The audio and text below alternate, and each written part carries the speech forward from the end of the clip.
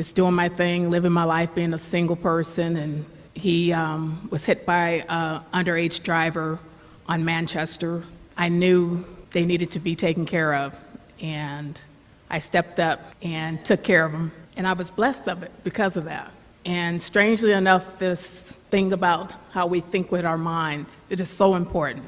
I've been like that since I was a little girl. I've always been one of those thinkers that, let me see if I put something out there in the universe, how will it come back to me? And it's always been an amazing journey.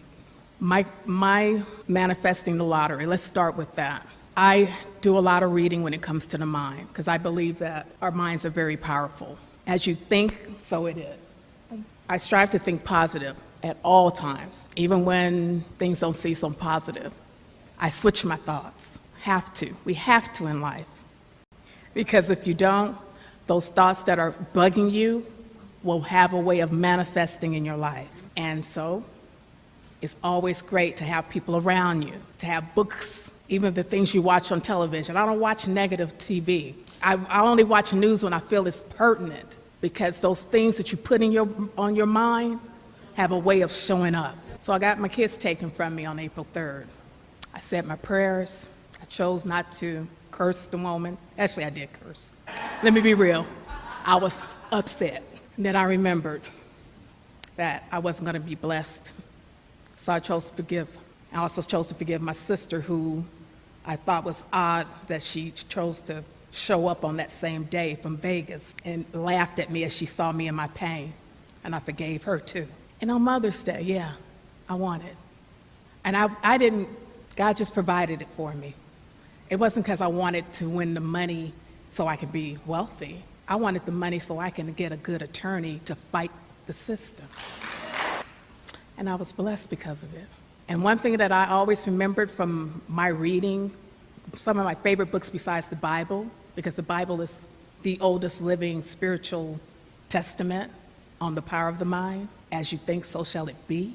And also Power of the Subconscious Mind is one of my favorite books. What I remembered was I have to be positive, have to stay in that mindset. Been blessing me, continually blessing me as a result of that. But I did get my kids back in the time that I said I was going to get them back. It's another thing. You have to be really clear when you say that you're going to do what you plan to do. When I won the money, yeah, I did intend to win $112 million too. Everything, what I've realized too in life is it comes to you when you say and when you need it. God always knows when we need things. And we just have to trust. You just have to have that trust. And that's something that is so hard for us as humans, to just trust. Trusting in something that we cannot see. Just like we're breathing air, we can't see the air, but we're breathing it. That's what I had to do on my faith walk when it came to winning this lottery to help me to get to where I am today. I've been able to bless many people as a result of it, and I've grown from it. I've grown to learn that regardless of what I'm going through, He's always going to be there. And I'm not perfect. There are times when I still get down, and then something whispers in my ear, that's not how you're supposed to think. And I'm glad that that happens. So it reminds me, stand up and be strong, because you need to be there and pull others to help them remember. So my lesson in terms of manifesting, I visualize, I see it. I first see what it is that I want. Because as you see it, so shall it be. We're blessed if we are able to have sight. So visualizing, I visualize all the time. I visualized all the time that I was going to be holding a check for $112 million written across it. I even visualized myself wearing my little favorite green top, which I don't know where in the heck it is now. And I remember thinking, I'm going to wear that top, I'm going to hold that check, and I'm going to be so happy. Because that what you put your strongest feeling into has to manifest. It has to, good or bad. So why not manifest your best? And that's what I strive to do all the time.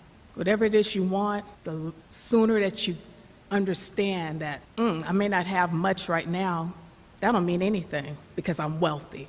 The moment you start saying to yourself, I am wealthy, wealth comes to you. Wealth is an energy, just like poverty is an energy. When you say you're poor, it will circulate in your life. When you say you were wealthy, that's what I did. I just started saying I'm wealthy. I started singing it. I'm wealthy. I say I'm happy. In fact, for real, the happy song, yes, that's my song. Yes. So be careful, because depending on how powerful your spirit is, you can go out, the world can hear it and come back. But be positive is my point. Strive to be positive, because what you put out will come back, always. Even when you put out negative, it'll come back. So I always strive to be in the positive.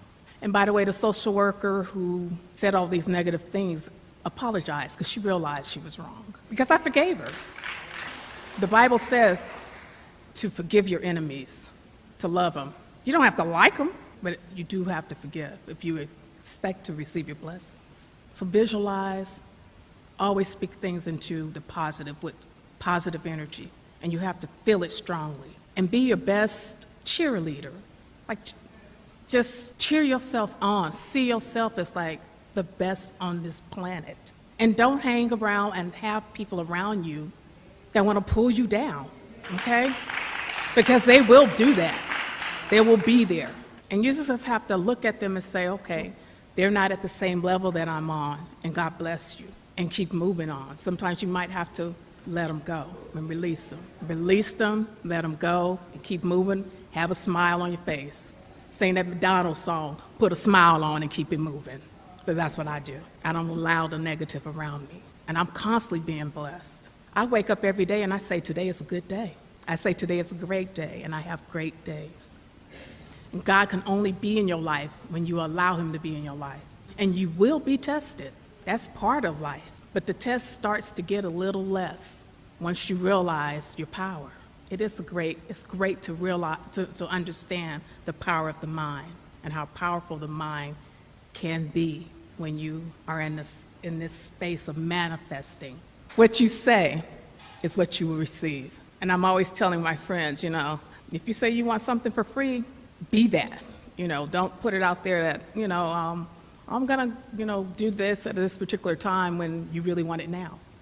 If you want something right now, say you want it now. Don't put it off into the future, because the mind hears you. And the subconscious mind doesn't take jokes. Don't joke with yourself. Don't say, oh, I'm so stupid, because all of a sudden you start being stupid.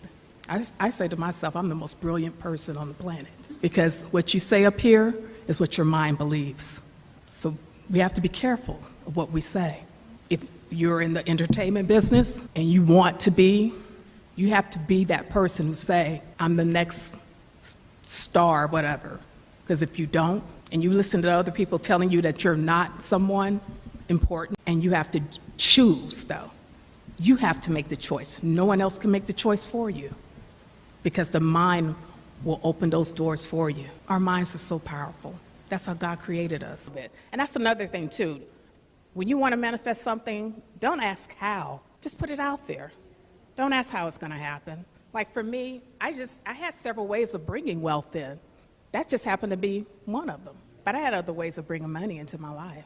When you do manifest the wealth that you want, what I say to people, especially when I do interviews, is be prepared. In fact, what I started doing before the money came was talking to financial advisors.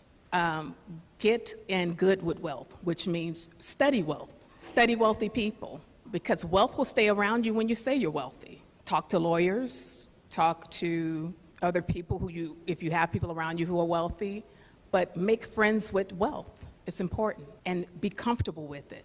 If you're uncomfortable with wealth, it won't stay. It'll leave you. It's an inner